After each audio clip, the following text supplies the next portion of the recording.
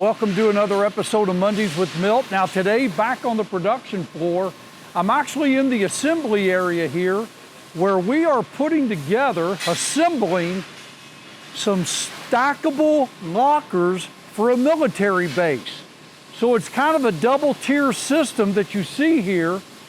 Each person on this military base will get their own locker, but these are stackable. So at any time, they can unbolt them and unstack one from the other. And you'll see here that they're currently putting on a couple of the coat hooks for clothing items.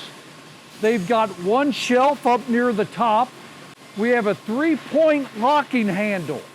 So as you turn this handle, it's going to latch in at the bottom, at the top, and then you put your padlock on. So it's going to be a very secure locker. So we've got about 168 of these lockers, and we'll send them to the military base.